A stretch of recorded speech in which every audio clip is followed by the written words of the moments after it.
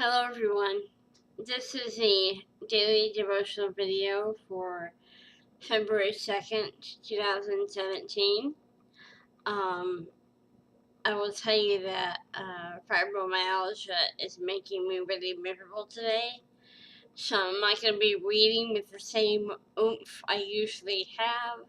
My voice is kind of weak today, and I apologize for the change in how I sound and everything, but I'm just feeling very weak today and just don't have a whole lot of strength. So I ask you to bear with me. We have a long passage today, and I'm going to read the entire thing. We're still in Genesis, I guess. We're focusing on Abraham. So we're in Genesis chapter 22, verses 1 through 20. Basically, reading the entire chapter. Chapter 22. We're reading the entire chapter, all 24 verses. So please bear with me as I do this and try to get through it. Because I'm not feeling my best. So I may have to drink water. I may have to cough. Forgive all that. Let me get a drink here before I start reading.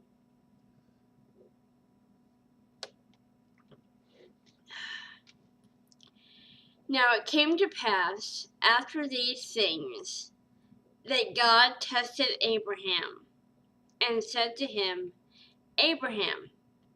And Abraham said, Here I am. And he said, Take now your son, your only son Isaac, whom you love, and go to the land of Moriah, and offer him there as a burnt offering on one of the mountains of which I shall tell you.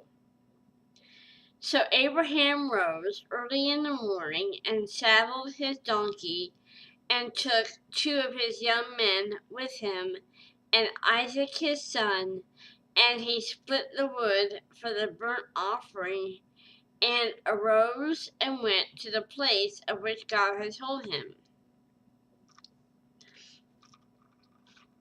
Then on the 3rd day, Abraham lifted his eyes and saw the place afar off.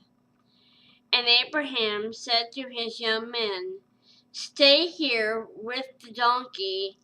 The lad and I will go yonder and worship, and we will come back to you.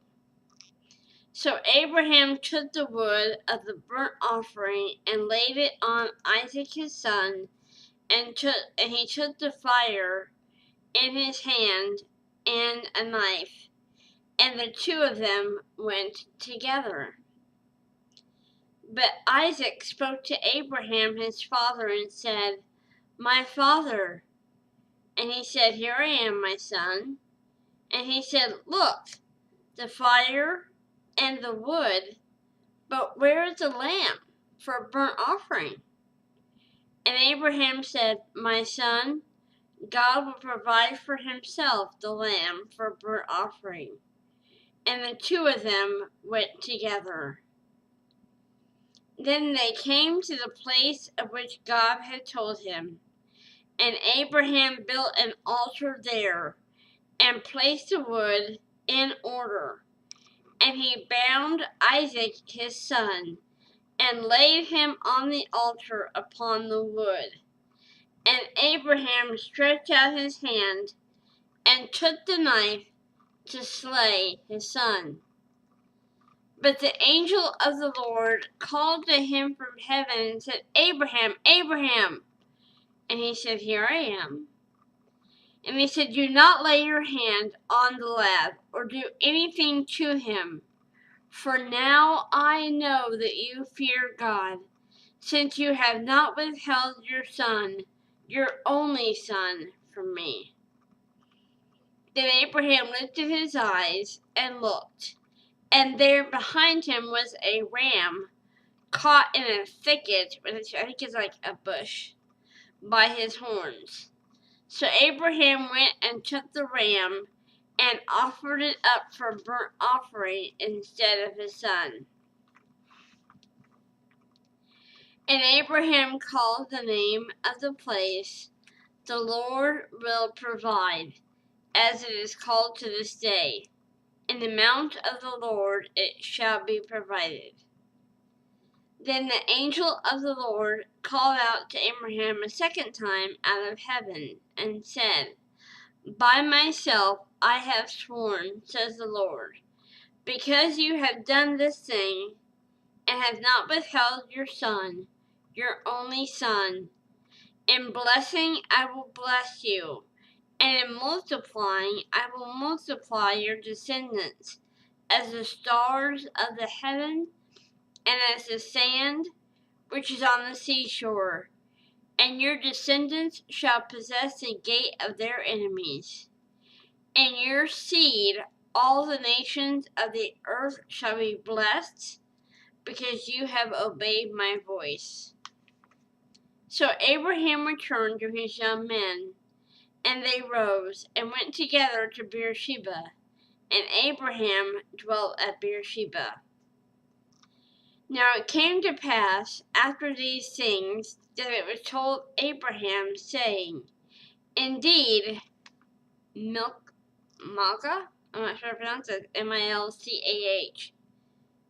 Milcah, I don't know, Milcah also has borne children to your brother Nahor.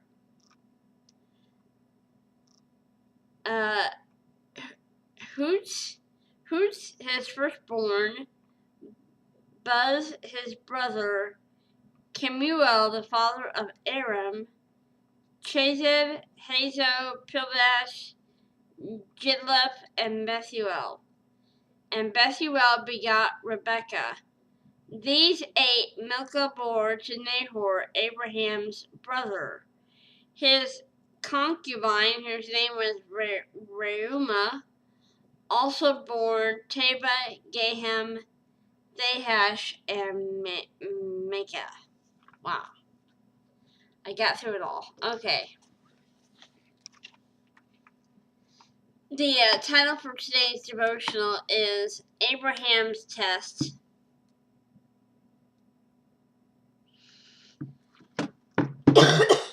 Excuse me, let me get a drink of water here.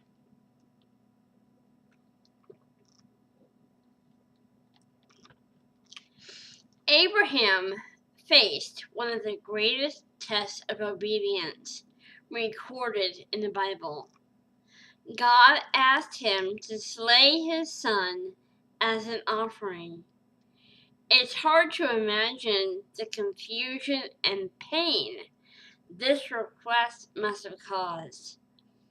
However, Abraham obeyed the Lord willingly and promptly. His response teaches us some important lessons about yielding to the Lord. Number 1, obedience often collides with reason. After telling Abraham he'd have descendants too numerous to count, God asked him to sacrifice Isaac, who was to be the father of the promised line. Despite the strangeness of the command, Abraham trusted God to keep his word and so set out to obey. There's reference to Hebrews 11, 18, and 19. Second,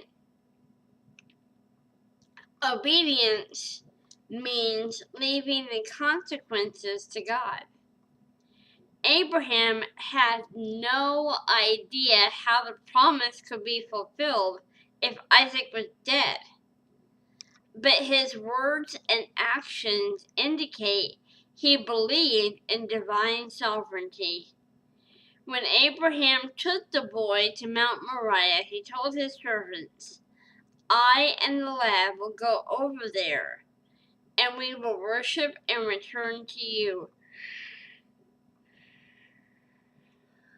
Excuse me, I'm so sorry. There's a reference to Genesis 22:5. He didn't say, "I will return," but expressed that both would come back. Abraham went to the holy place as instructed. At the same time, he fully expected that the Lord would somehow restore Isaac in order to keep his pledge. God fulfills his promise by providing a ram in the boy's place. In reference there, Genesis 22:13 and 14. The Lord already knows how his children will respond to tests of obedience. He challenges people because he wants them to know the truth about how well they submit. A believer's willingness to obey or disobey reveals the state of his or her commitment to God. Wow, that is amazing. And I have a lot that I would love to say about that passage and about that devotional. But honestly, I'm just not feeling up to it. So I'm going to go ahead and end the video. I love you guys. Have a blessed day. And if you want me to pray for you, send me an email address. Send me an email. I can't even talk today. Send me an email at the email address in the box below, and I'll be praying for you. Have a great day. I'm going to go and I'll see you guys again tomorrow.